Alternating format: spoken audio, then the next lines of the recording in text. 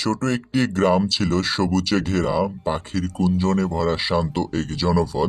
সেই গ্রামে বাস করতেন মোহাম্মদ হাসান। হাসান ছিলেন একজন সহজ সরল একজন মানুষ, পরিশ্রমী এবং সৎ, পরম ধৈর্যশীল। তার জীবনে পুরো অর্থ ছিল তিনটি মানুষকে ঘিরে: তার স্ত্রী সুমাইয়া, মেয়ে আলিয়া আর ছেলে সাবির। আসসালামু আলাইকুম বাচ্চারা, আজকে তোমরা কেমন আছো? আশা করছি ভালো আছো। জি আলহামদুলিল্লাহ, আমরা সবাই আজকে আল্লাহর রহমতে ভালো আছি। আমাদের সবাই আজকে ভালো আছে। জি আব্বু, আজকে আমরা সবাই আল্লাহর রহমতে ভালো আছি। শুধু আমার ভাই সাবির একটু দুষ্টামি করেছিল, এই আর কি। না আব্বু, আমি আজকে কিছুই করিনি, শুধু একটু ফজরে উঠতে দেরি হয়েছে, এই জন্যে আর কি। তোমরা আজকে দুই ভাই বোন আজকের পড়া পড়ে নাও, আর তুমি গরুটাকে খাবার দাও। আমি একটু মাঠে থেকে ঘুরে আসি, দেখি ধানের কি অবস্থা। দুদিন ধরে ভিয়েতে যাওয়া হয়নি, পানি আছে নাকি দেখে আসি।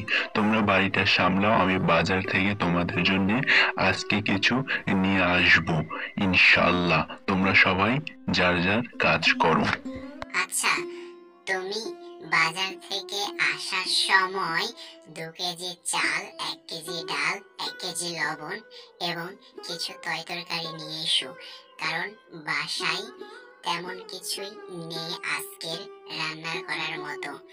আচ্ছা, তুমি আসো। হ্যাঁ, আমি নিয়ে আসবো নি। তুমি গরুটাকে কিছু খেতে দাও, কারণ কালকে রাত্রে গরুটার খাবার কম হয়েছে। ঘাস আমি নিয়ে এসে ধুয়ে দিয়েছি, তুমি সেখান থেকে একটু কেটে দাও এবং সাবির এবং সাবিতকে বলো তারা যেন তোমাকে একটু সাহায্য করে, কারণ তারা এখন বড় হয়েছে। আচ্ছা, আমি তাহলে গেলাম।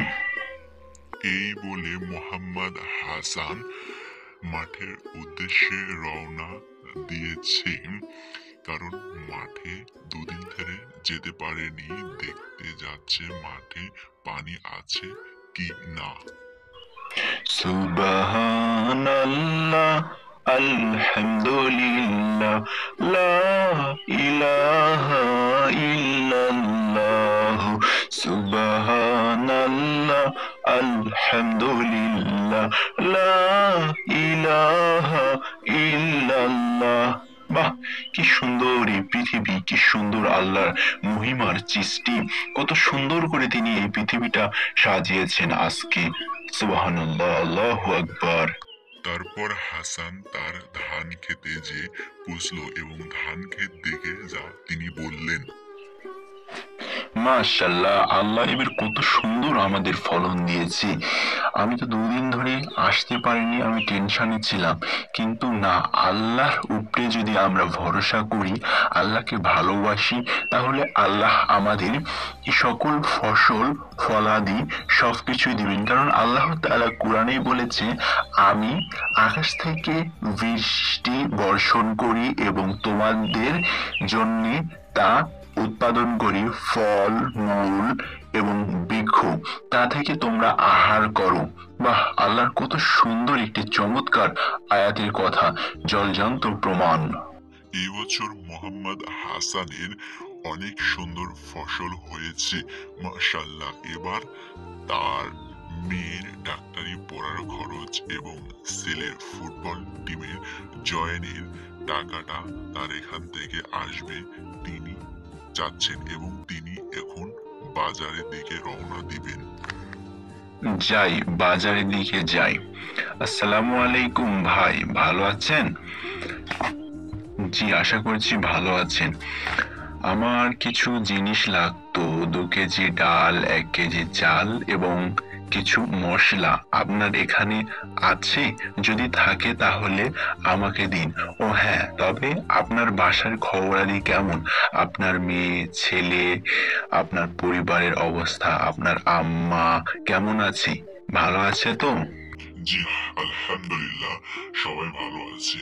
তো এবার আমার মেয়ে ডাক্তারিতে চান্স পেয়েছে এবং ছেলেটাকে যে কি করি, ছেলেটা শুধু ঘুরে, ছেলেটা কোনো কাজ করে না, পড়াশোনা করে না, শুধু টই টই টই টই করে ঘুরে। জানি না আমি ছেলেটাকে নিয়ে কি করব। তবে মাশাআল্লাহ, আপনার মেয়ে তো আমার মেয়ে 1 বছর আগে ডাক্তারিতে জয়েন করেছি, তাই না? ছোট ছেলে তো, ও ঠিক হয়ে যাবে। দাও, আমাকে দাও। আমার আর বাসায় যেতে হবে তো। আমার স্ত্রী অপেক্ষা করেছে, তিনি আমার জন্যে, কারণ আমি বাজারে নিয়ে গেলে তিনি রান্না করবে। মানুষটা কখন গিয়েছে, এখনো আসার নাম নেই।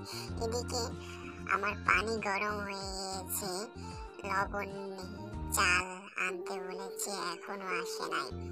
কখন যে আসবে? আল্লাহ, তুমি একটু তাকে তাড়াতাড়ি আসার তৌফিক দান করো আল্লাহ। কই গো তোমরা, খাবার রেডি হয়েছে, আসো। সুমাইয়া, আলিয়া, সাবির, তোমরা তাড়াতাড়ি আসো, খাবার ঠান্ডা হয়ে গেল। জি আব্বু, আমরা আসছি, তুমি আগে খেয়ে নাও, কারণ তোমরা খাওয়া হলে আমরা খেতে বসবো।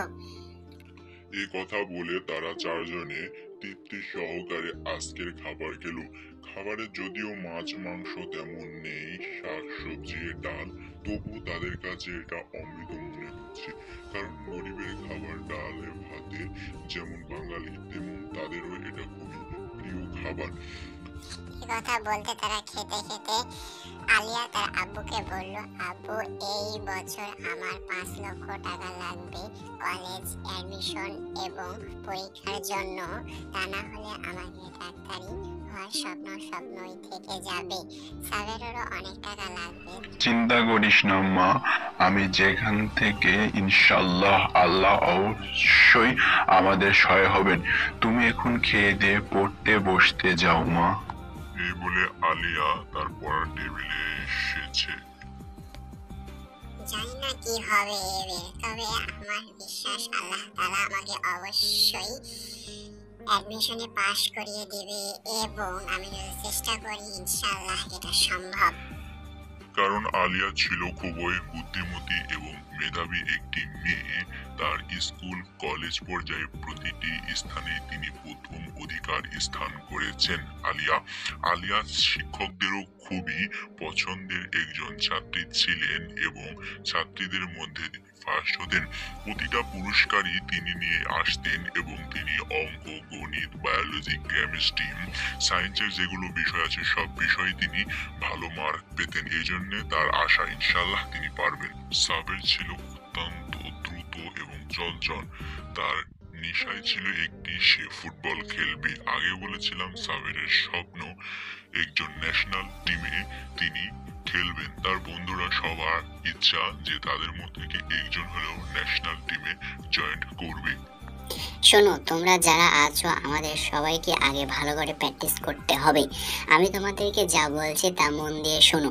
তোমরা যদি খেলো আধা ঘন্টা, তাহলে তোমাদেরকে প্র্যাকটিস করতে হবে অবশ্যই 3 তামান। দেখো না জাতীয় খেলাতে তারা কিভাবে কত সুন্দর করে তারা খেলে, কারণ তাদের প্র্যাকটিস থাকে অনেক, এবং আমাদেরকে সুন্দর করে প্র্যাকটিস করতে হবে। বলকে ক্লিক মারা জানতে হবে, বল কিভাবে পা দিয়ে অন্য জায়গায় নিয়ে যায় তা আমাদের জানতে হবে। সুন্দর করে যদি খেলো তাহলে অবশ্যই তোমরা সফলতার দেখা পাবে। কারণ ম্যারাডোনা, মেসি, রোনালদো এরা সবাই কেউ না কেউ সুন্দরভাবে খেলেছে বলেই তারা এখানে আসতে পেরেছে। এই জন্যে আমাদের সবার উচিত বেশি বেশি প্র্যাকটিস করা এবং ভালো করে খেলা অনুশীলন করা। জানি তোমরাও পারবে, আমিও পারবো, ইনশাল্লাহ আল্লাহ দিবে আমাদেরকে। তো আজকে এই পর্যন্তই, বিদায় নিচ্ছি এই চ্যানেল থেকে, মিস্টার মাহফুজ অ্যানিমেল ভিডিও। দেখা যাবে সামনে পর্বে। আলিয়া কি পারবে ডাক্তার হতে? সুমাইয়া কি তার মেয়েকে দেখতে পারবে ডাক্তার হিসাবে? মোহাম্মদ হাসান কি তার জন্য টাকা জোগাড় করতে পারবে? সাবের কি জাতীয় ন্যাশনাল টিমে যোগদান করতে পারবে? আসছি, যদি এই ভিডিওতে আমার ভিউ হয় 3 মিলিয়ন, তাহলে সামনে পর্ব আমি দ্রুত নিয়ে চলে আসব আপনাদের দোয়ায়। ইনশাআল্লাহ আমি ভালো ভালো কন্টেন্ট বানানোর